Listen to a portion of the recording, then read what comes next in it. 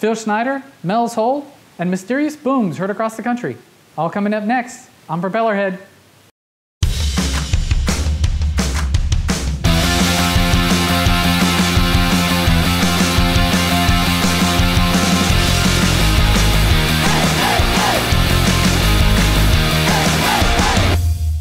Hey guys, welcome to Propellerhead. This is Mark, I'm Rob, and today we want to talk about the latest booms that are happening across the country.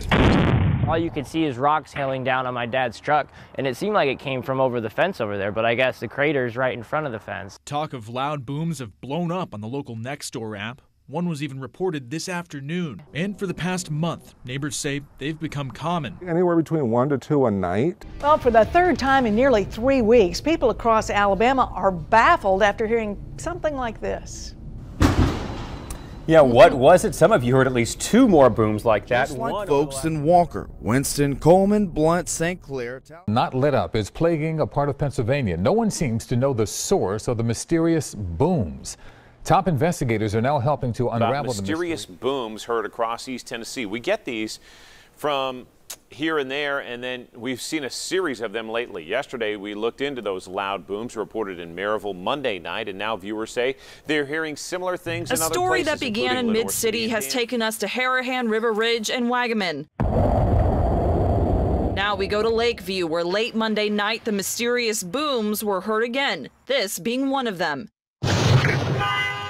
Loud boom, woke up, startled. First thing I thought was a train car exploded. More about the mysterious booms that rocked parts of Wake and Johnston County tonight. WRO's Casey Cunningham on the story and talking with neighbors in Clayton. Casey, what are they saying? Ken, they're saying the booms are back, and this time we are in Clayton, where neighbors are doing everything they can to find the source of this noise. That includes calling over here to the Cleveland Fire Department. There's like a little bit of a weird atmosphere, and then boom, loud bang. And when I mean loud, we're talking about like it took the air out of your chest. That's the sound. Have you heard it? A series of startling booms are being reported in northeastern Sacramento County, and people say they've been hearing these noises for months. The latest ones are in Fair Oaks, right? In California. That's right. And I think that's Northern California. And there was, I think, a Bucks County earlier this year. Is that in, I forget where it was. It was close to the East Coast. Pennsylvania, maybe? Yeah, I can't remember. Bucks County, yeah, we could look that one up.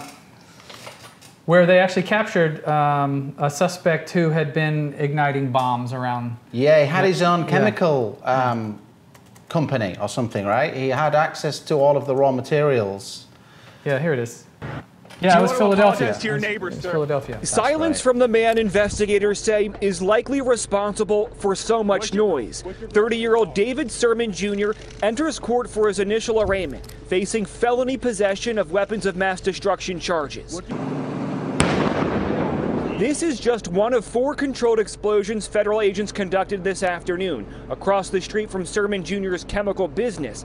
They're similar to the 30 that have rocked this Bucks County community since April the 2nd. So the strange thing is, it sounds like, based on the way sound works, when you're near a lightning strike, you can hear the crack and the boom instantly, but as you get farther away, it turns to more of thunder.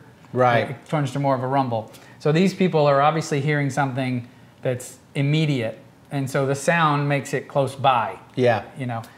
Even if it were a sonic boom they were hearing, it would have to be a sonic boom that's happening right over their heads or really within 10 miles. Yeah. Right? Well, the interesting thing though, Rob, is that I've listened to a lot of the reports by the actual, the eyewitnesses. Yeah. And they say they heard it, like for example, a husband and wife will describe it identically, right? Yeah. Sometimes it's a trumpet, right? It can be a boom sound or a trumpet sound. Yeah. But then their neighbors never heard it. That's true. Well, right? I think the trumpet sound is a little different, but right. in both cases, you're right. Yeah, right. Yeah. So that is interesting in itself. Yeah. So the fact that some people, and like other people have said, they couldn't understand why dogs weren't going crazy. Yeah. Which you'd think it would scare the dogs, right? And they would all start barking. I actually saw some reports where the dogs went to the door because it rumbled the house. Right, exactly. Yeah. But it's like, so it's funny how the sound, the the description of the sound, which a lot of people have said, it sound, you know, the sounds themselves don't sound angry, if you can describe a sound angry, but they sound sad or sorrowful. Now, I think you're talking about the trumpet sound. That's the trumpet sound. Yeah, I keep going. I'm combining the two. I think we should talk about those too. Yeah. But I don't want to go past the booming sounds because, as you pointed out, it's been happening for years. Yeah. Like I saw some reports that said, you know, 2011, then 2015, and it said, hey, sorry guys, the booming sounds and all over the world. Well, is it all over the world? Yeah. Kiev, Switzerland, literally South America, all over Canada, America, England. So it's not just America, and it's definitely an international phenomenon. Some of this stuff is, I think, based on natural phenomenon. There's the ground freezing that causes the boom. I forget what that's called. There's a frost-induced, you know, boom sound. Right. And I get it. That can, in the wintertime, can pop but that's not what some of these people are seeing, and they're seeing light associated with the boom sounds. So, you know, I don't want to, you know, set off on any wild conspiracies here, but it is strange to me that this is happening sometimes across the country all at the same time. And it can't just be that one guy. It's not this one guy. No, I mean he's. I mean, you know, did everyone just decide to start setting off fireworks at the same time? Exactly. Does he have his own little private membership group where they all do it at the same time? It's all synchronized. I doubt it. Obviously. You know, I researched a lot of ways that this could be happening. For instance, the tannerite that people shoot, which is a substance, when you shoot it, it explodes. Right. That's very available. There's sparkler bombs people make, where they tape a bunch of sparklers together, and it's really a crazy explosion.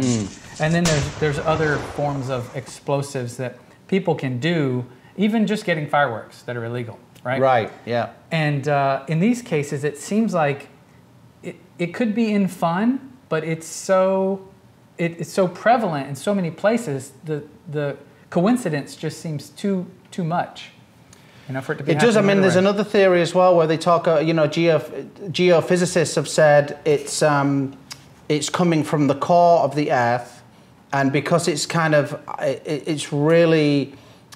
I'll start that again. It's well, but they're seeing lights though. Well, yeah, sometimes. I mean, I don't. But you're right. I mean, there's natural reasons for it, but I think there's also people running around setting off explosives, and you got to think why. Like, it just seems like it's meant to be disruptive and on a distributed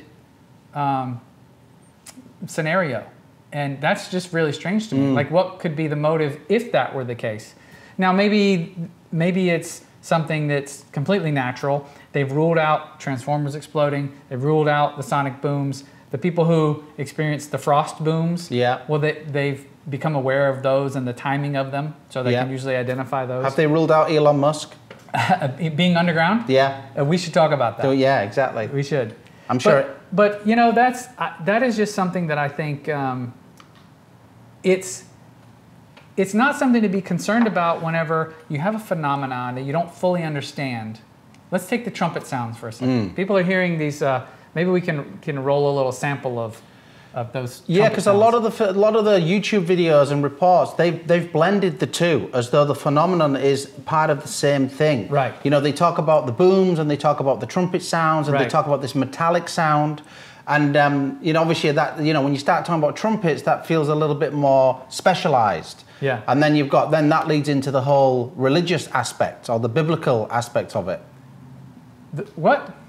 So the biblical? Yeah. So a lot of hearing trumpet sounds. Well, because in the book of Revelations, Angel Gabriel is said to, when he will announce the end of the world or end times in the book of Revelation by playing trumpets, right? Okay. Or playing his trumpet. So now you have this whole section of Christians that are basically saying this is heralding the end of the world because we now have trumpet sounds heard all over the world. Yeah. And then it ties in with the well of hell. Remember that? Yeah. So that's kind of another thing where They were like, oh, this is with the trumpets, and now we're hearing, you know, the veil between this world and the other world is so thin that we're starting to blend the two realities, right? So it becomes much more important because it's not just a phenomenon we don't understand. Yeah. It now relates to something that's part of your religion, exactly, your belief system. And some are arguing that. Let me see if I have a little blip of that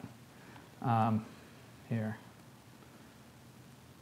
Some of these, as well as this loads, some of these I'm fairly certain are hoaxed. Right. You know, just to get a video. Well, you could argue that if it says in the Bible that Angel Gabriel is going to play his trumpet, there are certain elements in society that want that book to be very, very true. Right. And there could be a coordinated effort to actually create trumpet sounds to say, see, here we go. It's the end times.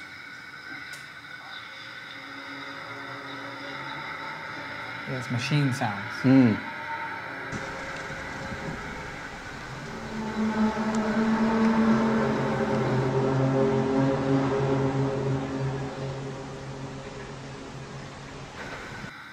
Let's jump it. Yeah, that's pretty major.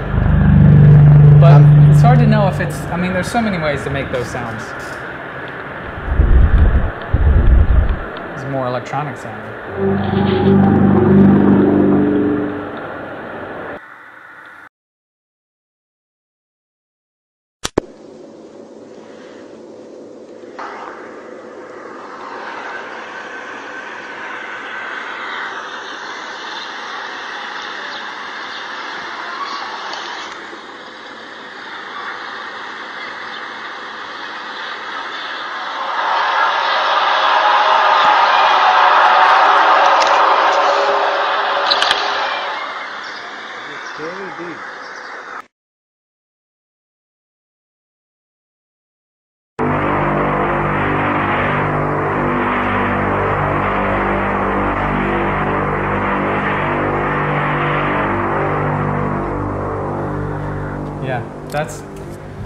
But those are the things that I think have a potential to be atmospheric. Now, I know they sound electronic and they sound sort of metallic and like construction and things underground, which a lot of people are saying it's something underground. Right. So I think we should talk about that. But you got to remember, there's evidence that not only can bright light can cause sound by vibrating in a certain way. Let's just say matter on Earth. There's other atmospheric phenomena. Even the aurora borealis makes a sound. Oh, wow. It does. And so they've been able to finally record it. They thought maybe it was in people's heads, but they've been able to determine that it does make sounds and emits radio frequencies, but also makes audible sounds. So maybe it's an atmospheric phenomenon we don't understand. But do you feel like it's, I mean, even 2011 is very recent, right? So why is everyone talking about it now? Well, you're talking about the booms. Well, so yeah, but I think we should draw a line between those two things. When you're talking about the, so you've got an inversion that happens, and like a military base will be heard 100 miles away, but not closer. Right. Right. You know, it kind of skips. Yeah. It does, and the sound is reflected back down. When you have an atmospheric inversion, maybe we can show something about that. Is it because we live in a dome?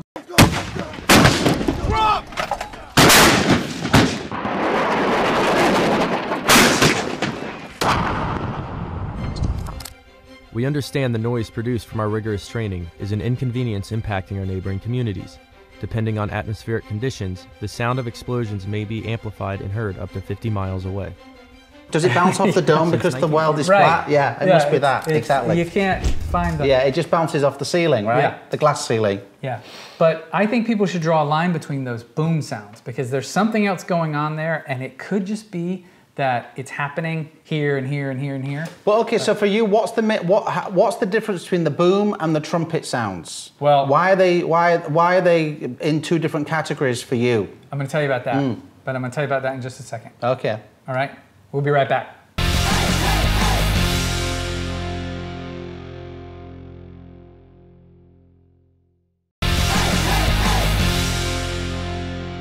Okay, so why are the boom sounds different from the trumpet sounds? Yes. Because I see that, I always read, you know, everything I see is always blending those two together. Yeah.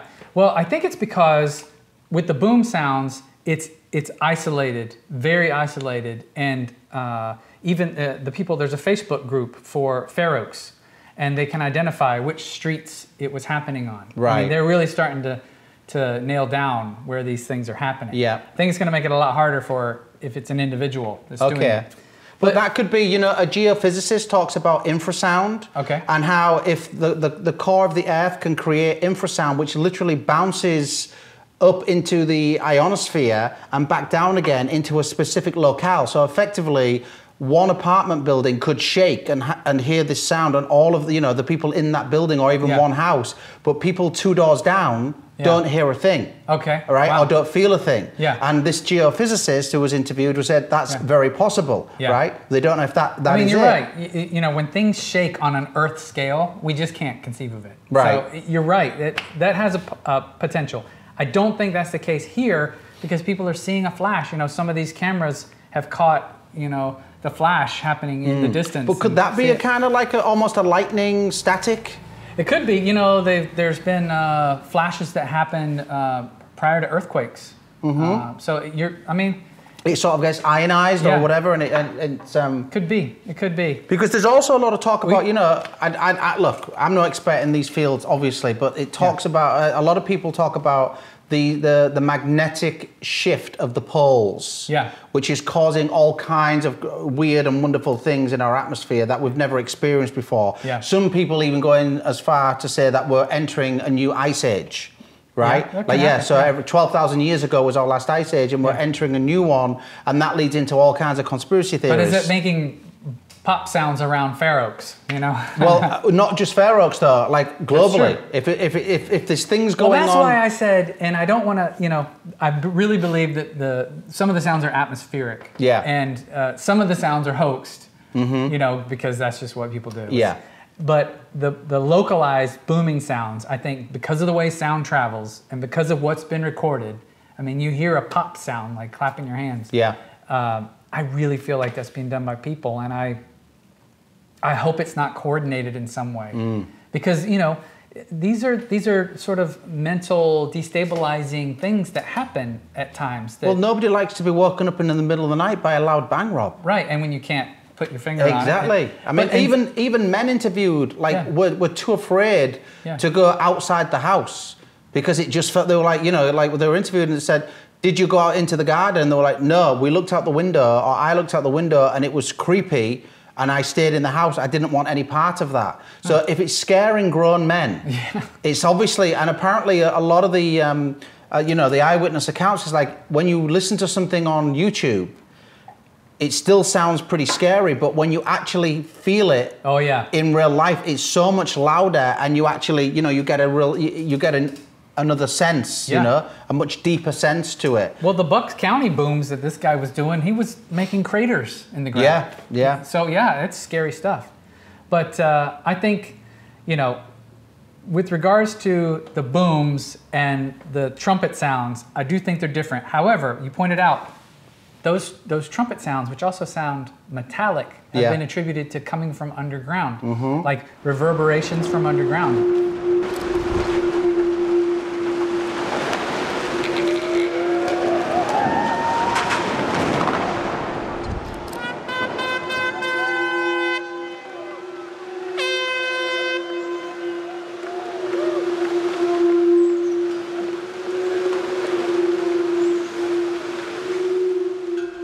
Is it Elon Musk? Well, I mean, that's something to look at. He keeps popping up, Rob. Now, I love this possibility because, you know, there's so much happening underground right now, and we're not even aware of it, obviously. Yeah. It's, you know, there are some cities that have a lot of underground retail space. Yeah, Subtropolis in Kansas is one. See, I don't know too much about that one. Yeah, well, I mean, you can, you know, they've got their own YouTube account, actually. It's not, it doesn't have many followers, but you can, it's like, it's basically, I believe it's built into limestone.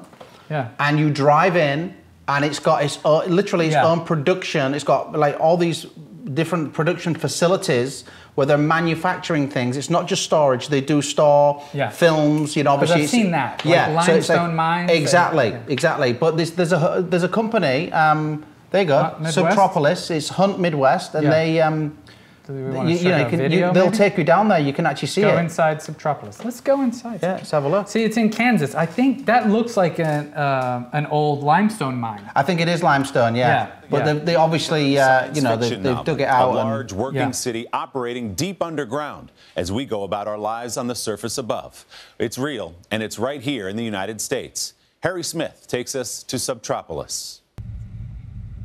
Inside a hill in Kansas City is a place you kind of have to see to believe. It's called Subtropolis. Decades ago, limestone was mined here for concrete and asphalt. What's left is space, a lot of space. How much space is down here? Okay, so what's down here right now, we have 6 million square feet of buildings leased to 55 companies. There's 1,700 employees that run around here and go to work every day. It's a massive industrial park, all Hollywood treasures, though. I mean, this is almost like a little bit like a science fiction-y sort of thing. Yeah. But you're down here. Do you ever worry, like the world could come to an end upstairs? And you I mean, look, that's that is huge and amazing. And I think you're right. You have to see that.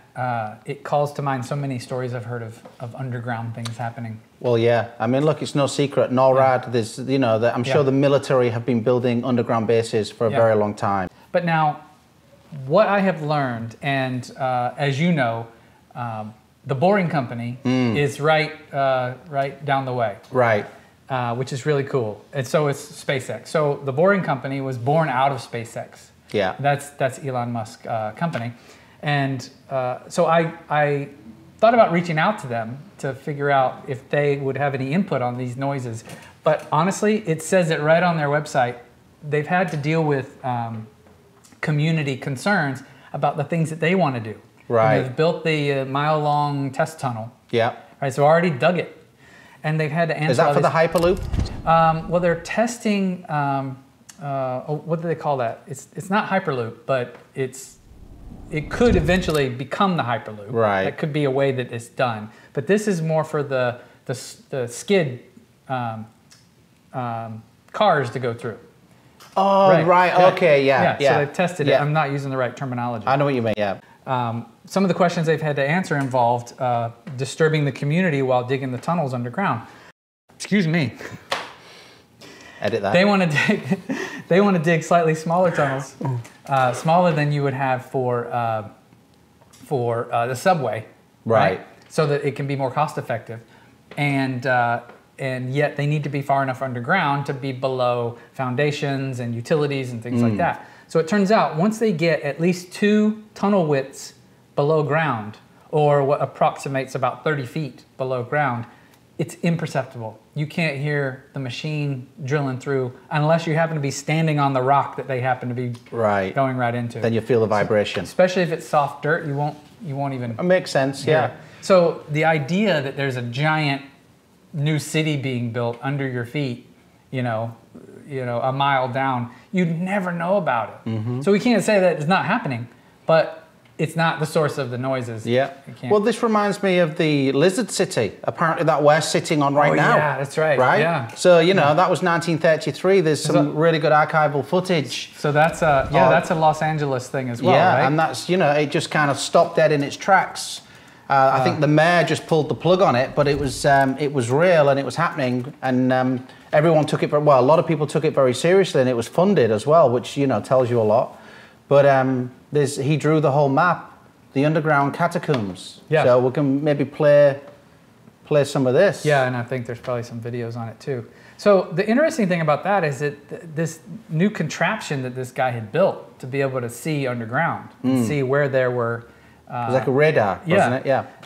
I don't remember exactly what the technology was, but he was able to map out all of these caverns that he had found underground. There's a map of it there. What was the tagline on that? And the cool thing is, so shaft, there's a room. Which one? The tagline of, look, Elon Musk didn't invent the idea of drilling holes into Los Angeles. Right. George Warren Shufelt did it first. Right. So as far as people wanting to go underground, I don't know that he wanted to go underground, but he had discovered something. And is it possible that his machine was discovering some other geological aspect of underground LA, though? I don't know. You mean like a natural formation? Yeah, of some sort. I mean, look at the shape of just even this map.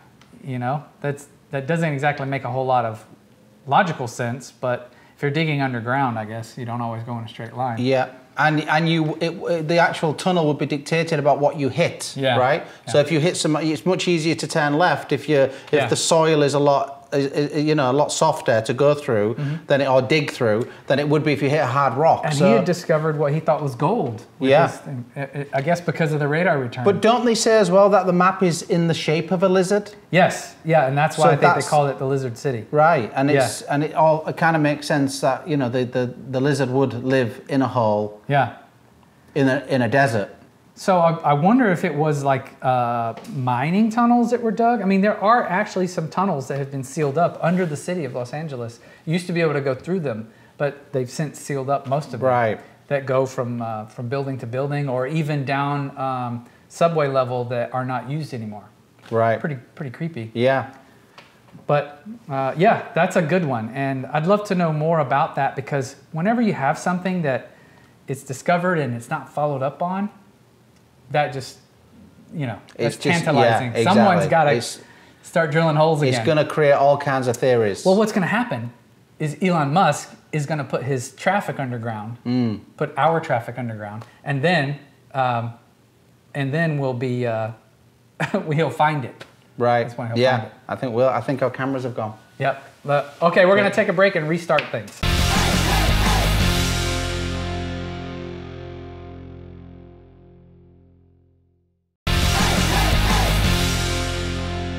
So I think Elon Musk is going to discover these lizard tunnels. Yeah, well, maybe he'll find all of the gold hidden down there as well. Yeah, I mean, that's the thing, is whenever you have these, sort of this, it becomes an urban legend, I guess, and then it's never followed up on. It's never, no one conclusively It's like the typical treasure hunt, you know? You know what it reminds me of too? Mel's Hole.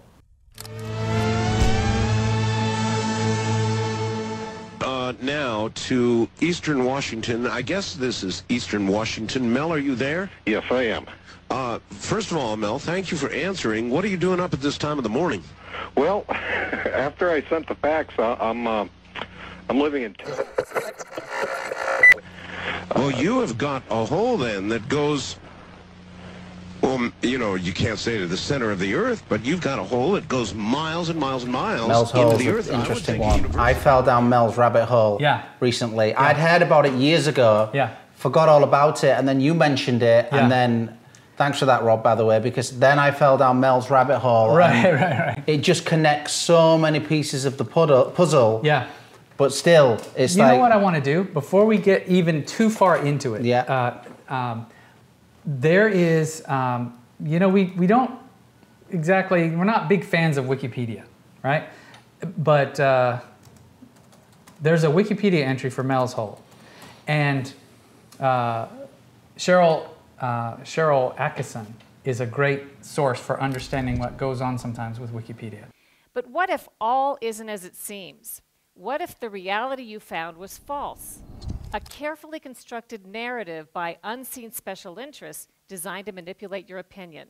So if you hear us referencing not being big fans of Wikipedia, it's probably better to hear it from someone who is much more articulate on that subject matter. But in general, it's managed. Wikipedia is managed. It seems like it's a public thing, but just try to edit something. But interestingly, Mel's Hole was recently edited and updated, and it kind of bothers me a little bit because it's not a solved mystery. It was a radio story. Yeah. And there was never any other real-world tangible evidence collected that I know of. Right. Did you hear of anything? I've looked into it, and it's still a big mystery. No one really knows. No one got to the bottom of Mel's Hole. Exactly. But the interesting thing here, which really bothered me, is people will reference online the Wikipedia page to say, "Oh, it was all a hoax." and they link to Wikipedia, and the majority of the population just blows it off and says, hey, it was. Yeah. And to me, that is something to watch out for. That's really dangerous, because this Wikipedia article does not say that it was a hoax. Right. What it does is it was updated recently by this guy who does Skeptoid. I guess that's his website. And look, his update was March 13th, and that's when the page was, actually it was edited even after that, March 29th. Okay. Right? But this update is put here to say this was all a hoax, right? So this skeptic has decided it was all a hoax. Well, I read his article, and I think he does a really good job of putting facts together, except for in this particular case, he doesn't base his article on facts. He bases it off of what his presumption is. Right. Right? That because certain things don't make sense to him, because certain things don't seem to have fallen into place, or you have people like this Red Elk guy. Yeah. Who, he's a little questionable. Yeah, he's the medicine man. All right, so I should probably back up. I dived in too soon. This is a skeptic saying that the story we're bringing up is false. So let's back up, and you want to tell more about what it actually is? Well, yeah, I mean, look, from what I've just revisited it after many years, but it's basically a guy called Mel who owned some land, and on that land there was a hole that was 9 feet in diameter, and for years he'd been throwing trash, like we're talking TVs, fridges. Yeah. He had a guy who disposed. How do we know this? Because he called in. Yeah. So okay. Yeah. So I was going to say that was the backstory, but he sent a fax to Art Bell, talking about this hole, and he was curious about why is this hole not filling up, because he's been throwing trash into this hole for many years, and the guy before him had been throwing trash for decades, right? Yeah. We're talking thousands of tires and things like that. Like everyone used it as a bottomless pit. And if I'm right, he thought maybe he had some kind of record depth hole. Yes. Because he had been down over 1,000 feet, I think, at that point. Yeah, at that point, but he kept going. He eventually got to 80,000 feet. Right. So which is supposedly, according to him, using shark fishing line, right? Yeah. But he calls in, and what's interesting about it is, and this is where the conspiracy kicks in, he calls into to Coast to Coast, speaks with Art Bell, tells him about this hole. People are calling in. It's just a very simple hole. The only paranormal thing is that this one guy, this hunter, had thrown his dead dog down the hole, and then he saw it several weeks later running around as though the dog was hunting with somebody else. Right. And he recognized the collar, but the dog never came to him, and the dog, it was just very paranormal. That's the only thing he mentioned. And also, there's apparently this like black beam of light could be seen during the daytime coming from the hole straight into the sky. Right. So that's also, what is that? Yeah. Now, after his first call in to Art Bell, basically the next morning, the military and these plainclothes officers or whatever that didn't really identify themselves had cordoned off his land and wouldn't let Mel back onto his land because they said there was a plane crash and they have to do cleanup. Now there was always speculation that the secret military operations listened to Art's radio show. Right. Well, that makes sense, right? Why not? I mean, so, they're doing all the work for you, right? Yeah.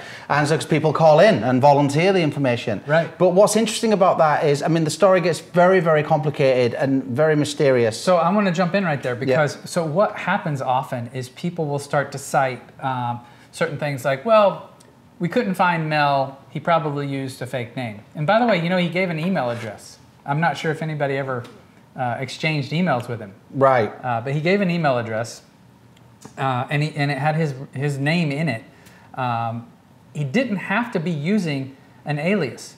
And the reason I say that is because, now let's think about it from the standpoint of if we have a secret military operation and we want to take over a civilian's property, right? And it needs to happen now. Yeah. Right? Is it something we're going to be bumbling through? Or do you think we're going to be pretty adept at what needs to happen? Like how we do this? I'm sure they've done it before. So in other they words, have a protocol. Within a day, we can show up with all the stuff we need, because that's how we mobilize. Yeah. We show up with everything we need to take over the property. And then in the background,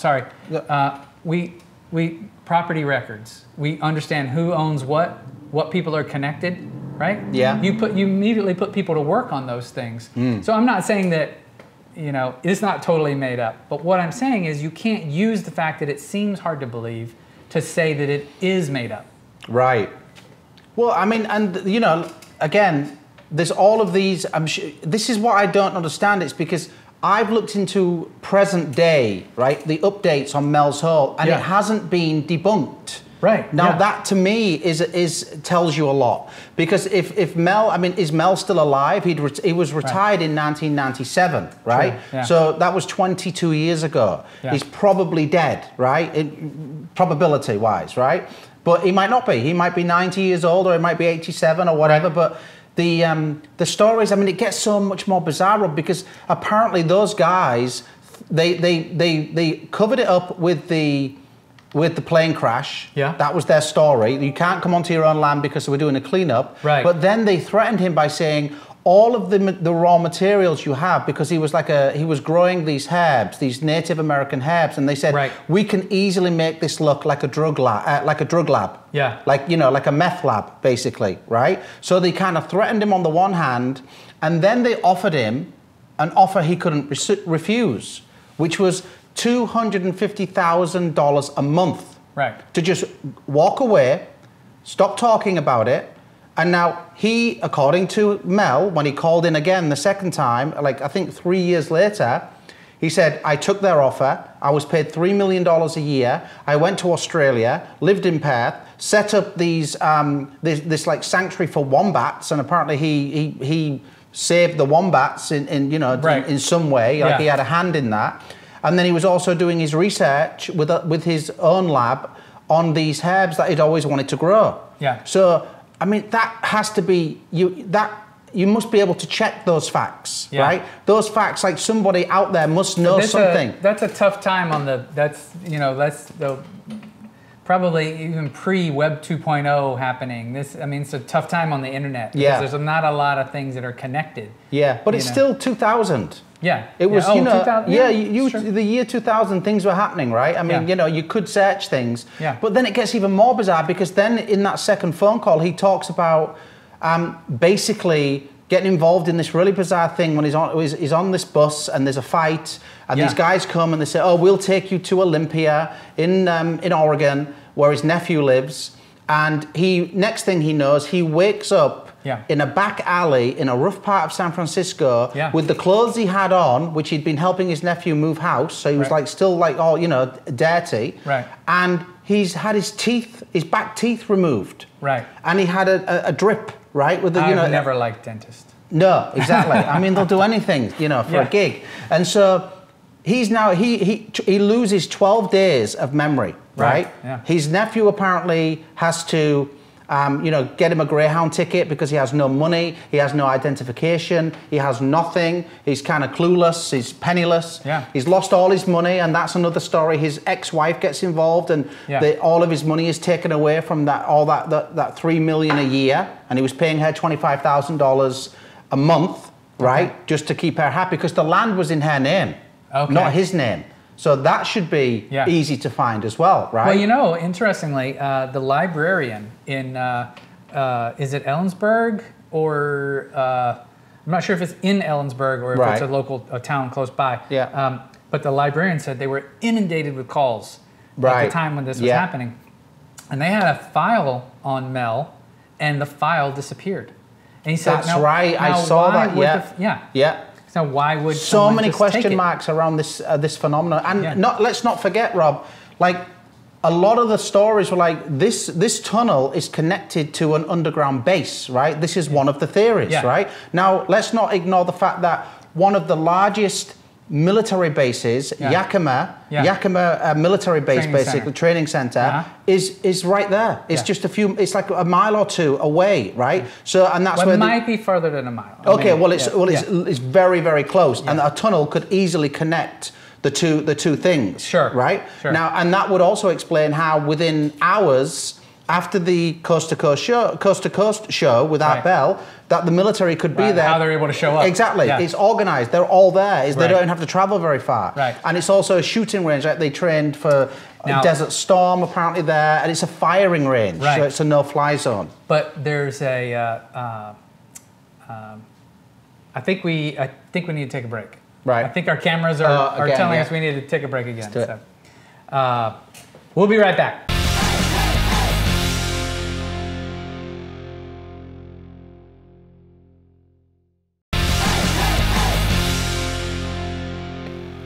Okay, so sorry about that, but thanks for sticking with us.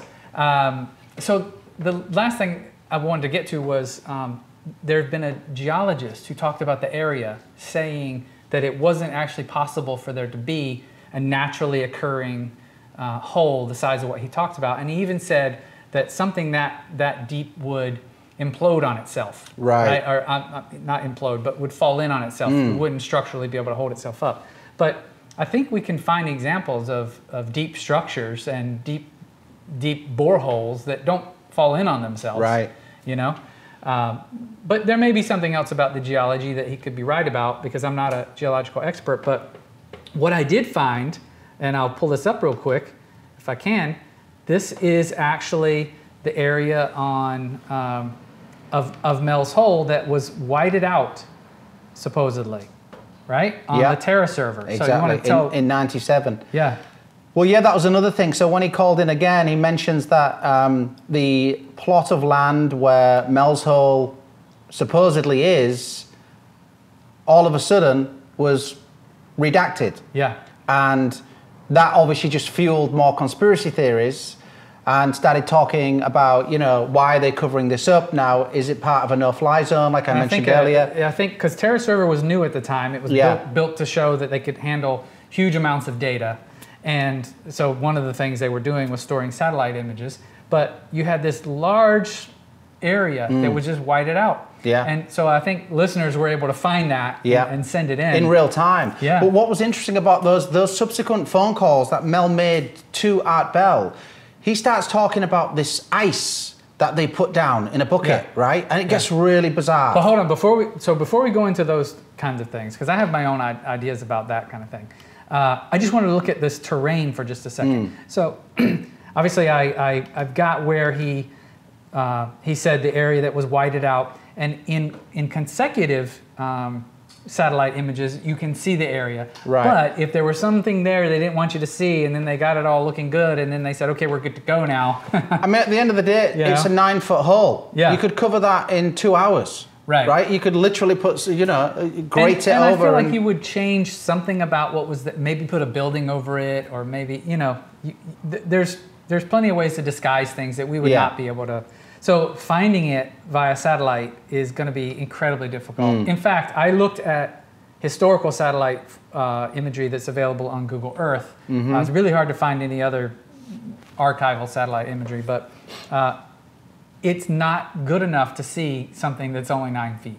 Of course. I mean, you can barely make out the terrain. You can't see it, and it's easy to cover up, and it's, you know. But one of the things I wanted to address was just about the fact that, you know, there's caverns all over the place. There's Carlsbad Caverns, right? The Carlsbad National Monument, they have caverns, deepest cave there. They have Linville Caverns in North Carolina, which is where I'm from. Right. And that goes for miles underground. And even in Washington, there are some caves which are farther north. But you know what they have right here? This is part of the Cascade Range. And let me see if I can turn this without a mouse. And as part of the Cascade Range, you're right next to basically volcanoes. We have one over here, if I can turn it properly, which is Mount St. Helens. And I might be looking at it in the distance there. So this distant one is Mount St. Helens, and right here is Mount Rainier. And so you're basically at the foot of these things. And you know what these have? Both of those have these, and that's lava tubes. So there are geological structures that create openings below as like ground. Release valves. Yeah. And you know, how far could those things go, or where could they exist where we haven't seen them yet? In fact, one of the caves in Washington was discovered whenever a person in the outdoors noticed that a tree didn't look right. The tree had actually fallen over and collapsed into the lava tube. And that's how they discovered it. Right, yeah. So there's ways to have things underground that we don't know about. Yeah, there's another bizarre thing though as well. Apparently there's a tree there with a giant whalebone stuck in it. Have you heard about that? Yeah. Which is, and apparently that's been there, and that's been recorded by the local newspaper, like many decades before Mel turned up. That's and true. Apparently they reckon it's been there for at least 100 years, maybe 150 years. Now, why is there a whalebone in the tree? Yeah. And he also talks about this Stonehenge type building that was there. Yeah. But I mean, look, this is the thing. He never took any photographs. Yeah. Right? Why is there no photographic evidence? It's just... Well, one of the things that I read said that the neighbors were actually really protective of the area. Right. In other words, they were using the hole to dump stuff down. And obviously if the military showed up, they don't want to have all of the public start showing up. So they're naturally gonna not share the information because they don't want people coming to try to discover this Right. thing. So I think, and he has, if he has photographs, what is he going to do with those things? He didn't seem like the type of guy to me to be taking those photographs, but... But it's just when the story gets really far-fetched. Yeah. When you're talking about the sheep that he puts down there, and it comes up and it's got a tumor, and there's a seal baby with human eyes, and it nods and it heals his cancer. Right. Right? Because he's been diagnosed with esophagus cancer the year before, and he's only got 6 months to live or something crazy. And now he's healed and he feels great. Right. So like there's all of these things like, why wouldn't you... that was in conjunction with other Native Americans. Yeah, and that was another tunnel, But right? that was a different hole. Yeah, exactly. That was in Nevada. Yeah. But still, he knew, take a camera. Now, I'm going to ask a question of the audience real quick before we leave that, because there's a third story about a woman, and I believe it was in Canada, and her family, they had a hole on their property that some supernatural things would happen around. I can't find the story, but it just lends credibility to the fact that these types of things do exist, and maybe they're natural, but maybe not. Yeah, I mean, look, it would be good. I mean, now with the internet, and now with the way we can share information, it would be really helpful if people who knew Mel's nephew, if they reached out and said, look, it was a hoax, or look, it's real, and now I can tell you because Mel's passed. Right. And like all the neighbors, he talks about his belt buckle and a strange coin with Roosevelt on it, a 1953 dime. Yeah. Like, show us some evidence, because Art Bell says, can you take a picture of it? And he says, oh, every time I take a picture, it disappears. Right. But I'm holding it in my hand right now. Thing about that, which and I'm going to just make the tie-in again with the sound. Sorry, I started a video here. I'm going to try to stop it before it makes any noise. But the alternate dimension theory of where these things are coming from could also be where these atmospheric trumpeting mechanical sounds are coming from. Right. Yeah. There's been that speculation that our nuclear bombs were affecting what we're calling aliens or alien grays or whatever you want to call them. And they were saying what you're doing is affecting more than what you think. Yeah. You're actually affecting our dimension as well. Okay. So you need to stop. So maybe it's possible that that something that's going on in another dimension can come here. Right. Yeah. Maybe it's the noise. Well, the IBM-Q, there's the quantum computer. They openly say they're tapping into other dimensions and bringing resources through. Have you heard about that? No, I haven't. I mean, look that up. There's like a TED Talk where the top guy explains what it's doing, and it's really scary stuff. And he's talking about interdimensional computing. So I just wanted to share this before we go any further. One of the comments on a video that I had researched about Mel's Hole, someone brought up a show called Amazing Stories, which was, I think it was, let me tell you exactly. They said it was from 1986. So it's possible that Mel Waters, or if that was his real name, he would have seen this. Right? Okay, yeah. It's possible he would have seen this. So 1986, and it was Kira Sedgwick stars in this with David Carradine, right? Mm-hmm. Let me see if I make sure I got that right. And they discover in their well that there's some living being or people at the bottom. Right. There's people in the well. And they lower stuff down and they bring stuff back up. And you know, I don't want to spoil it. If you can find it, it's out there on the web. I'll show a little clip of it, but I can't seem to get it to play right now very well. But they actually have a really interesting interaction with the people at the bottom of the well. Okay. And it sort of plants the seed that, you know, we live on the surface, but there is a possibility to live underground and completely exist underground. Well, what would you need? Yeah. Right. Well, there's a lot of people down there. I mean, look at Phil Schneider. His whole, you know, all of his information was about an alien species, or actually 11, I think 9 or 11 different species of grey alien. Hold on just a second. Let's before we keep going on Phil, let's take another quick break, really super quick, and then because that's a big one. It's another rabbit hole. Yeah, which I really want to talk about. Okay. Okay, we'll be right back. Great.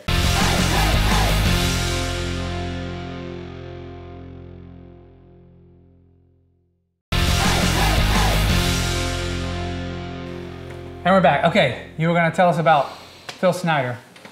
Well, I was going to mention Phil Schneider because, firstly, his, I mean, everything he talked about was connected to alien greys living underground in these tunnels and cities. And he said there were all these military bases. I think he said something like 1,400 around the world and something like 130 in the US alone. Yeah. So he was Phil Schneider was a geologist and underground construction expert. Hidden underneath the Archuleta Mesa here. The mountain overlooks Dulce. Some people in town say the base is run by aliens working with our federal government to conduct mind control and genetic experiments. A Reuters investigation says since 1996, the Pentagon has spent $8.5 trillion in taxpayer money that has never been accounted for. I'm Phil Schneider, government geologist, as engineer, structural engineer with aerospace applications. I was involved in something very controversial, almost totally unbelievable to most of you. I was involved in building a base inside of Dulce, New Mexico, on the southwest part of the Archuleta Mesa. In this process, I was lowered down the basket of one of these holes, and about from me to this elderly woman here in the front was sitting a 7-foot-tall alien gray. The stench was worse than the worst garbage can you can imagine. And I killed 2 of them. Yes, they're mortal, and they do die.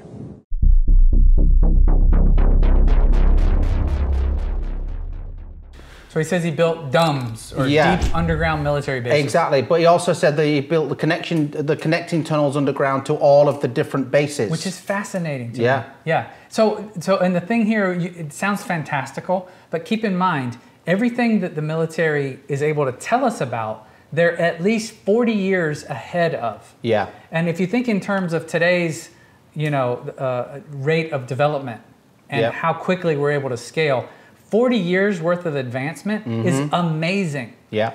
Plus, the military is known for doing things like, look at NORAD. Yeah. They're known for spending enormous amounts of money at any cost accomplishing a task that they want to accomplish. Right. So NORAD was built in a granite mountain. They hollowed out a granite mountain to build an indestructible fortress. Yeah, it's not cheap. During the Cold War. Exactly. Right? And even invented some things that we use now, like they invented the springs that buildings sit on. Right. Right, for earthquakes. Exactly. So they're capable of those things. So when you hear a story like this, first of all, it's easy to believe there would be deep underground military bases, because I would build a deep underground military. It makes sense. We should have one. Yeah. I mean, well, any kind of environmental disaster, which would be an underground system would safeguard against that to some extent, right? Which makes sense. And so there's a lot of space under the planet. We keep saying there are too many people, there's not enough place, enough space for us to live. But, I think it's like 4,000 miles to the center of the Earth, right? From the surface, right? That's a lot of space we could tap into. Yeah. I don't know if you've looked into that, but that's just going off the top of my head. Well, I think the crust is about 32 kilometers just by itself. Right, yeah. So, but to get to the center of the Earth, you're talking 4,000 miles, right? So, I mean, we have literally barely scratched the surface, even with the deepest tunnels we know about, right? It's nothing compared to what's actually left to go. So who knows what's under there, but it makes sense to use that space. So people like Phil, or Phil Schneider, who died in very mysterious circumstances. Apparently there were like 13 assassination attempts on his life, and then just the way... did he have a bullet hole in his shoulder? He does one talk where he said he was just shot 2 weeks before. Yeah. And he talks about him getting into a gunfight with an agent who he actually says he killed in the gunfight, right? Yeah. And so, and he says... his story about being underground. Well, yeah, and he's got like 6 fingers missing. Yeah. He's got this scar from being attacked by a grey who shot this like lightning bolt of energy at him and burnt a big hole in his chest. Right. He said there was a war in 1979, an underground battle. So, because I don't know how much of this the audience has heard, but I'm sure they've heard of Phil Schneider. But in case they haven't, so he was working with the military. And by the way, these are reclaimed memories, I think, which always makes me a little skeptical. Yeah. So I listen with a skeptic's ear. He says he went down in the basket, right? To investigate a hole that they had dug or something like that. And that's when they found the Greys living down there. And they did had some kind of shootout. Exactly. Right? There's actually 2 stories now. If you listen to another one, there's a guy called Al Bielek, who apparently his father worked with Phil Schneider's father, Oscar Schneider, I think his name is. And apparently they worked on the Philadelphia experiment together. Now, again, it's all hearsay. Who knows, right? We have no fact, but that's the official story, according to those guys. But they were talking about how there were 2 separate incidences, and this Al Bielek guy talks about Phil going down one of those times and not knowing they were going into a pre-existing tunnel system. Maybe that's what I heard. Where the Greys lived, and he had a shootout one-on-one. Right. And he killed the Grey, just one Grey, and went back up. And then there was another occasion where they had a war, or a battle, where 66 military personnel died. Yeah. And only 3 people survived, and 2 were in like a... So it sounds like what we're doing is we're digging way down, and we're running into pre-existing species. Yeah. That's really... So see, this is where it gets all conspiratorial, right? Yeah. So basically, Phil's message was the New World Order is being run by these lizards, these giant lizards, or these grey aliens, right? Yeah. They're running the UN. These are his words. They're running the UN. They make all the decisions for the world. The New World Order is heading to a place of basically depopulation. We are food, and not just for our flesh and bones, but apparently they're addicted to our adrenochrome, which is a big thing. Everyone's talking, that's a big thing in the news right now. Everyone's talking about the high. Apparently it's related to mescaline. Yeah. It's this massive high. That's a real stretch for me. Exactly. but like Schneider talks about the fact that they have like a form of cancer. They're not doing very well on this planet, and they don't do very well on the surface of this planet. That's why they live underground, right? Well, apparently they're from a distant planet which was very desert-like, according to him. Yeah. Now they live under there, but they do feed off us, right? So they want the adrenochrome, and he says like all these millions of people, these millions of children, for example, that have gone missing. He references that. Now again, we don't know. He's dead, right? He died. He had this basically this cord wrapped around his neck 3 times and tied in a knot. So, he had 6 fingers missing. Yeah. How did he do that? Or why would you kill yourself in that way? Yeah. And interestingly enough, Rob, he died not very far from Mel's Hole. Yeah. Right? Yeah, in Portland, Oregon. In Oregon, yeah. And so that, I mean, look, just a coincidence, right? But there's all of these stories. Yeah. But that's like, that's that rabbit hole. But he talks a lot about aliens. He talks a lot about you know, what their agenda is and all the rest of it, but really significantly bringing this all back, you know, back around to the original point. Yeah. He was qualified as a geologist, and he did have the techniques. Like, he invented the dynamite techniques that would blow holes efficiently, so they could speed up the underground, all the underground bases. So whether there's aliens or not, he was under there building things. You know, whether it was just for man, but he's the one talking about the Greys. He's the one talking about this big agenda. But they have, you know, there's geological issues with how far down we can go. And I just wanted to reference the Kola super deep borehole, which is I think you said something earlier in the show, which was about the screams from hell heard. Yes, yeah. Well, I think this is where that was supposedly recorded. Okay. And they've gone really far down. I don't want to try and reference it now without having looked at it. I've looked at the numbers so many times, but they wound up closing the hole up because the temperatures got to be almost 400 degrees. I think they got down 7 miles, 8 miles maybe. Okay. So, you know, so far that they weren't able to keep going because they said 7.5 miles. They said the rock had gotten to the point where it was like digging through plastic. Okay, yeah. Right, so it is going to be interesting to try and figure out how to use all of that space. But if you think about it, there's a whole lot of levels that could exist in 7 miles worth. Yeah. And you wouldn't have to have heat. Yeah, exactly. It's already preheated, yeah. So you save on your gas bill.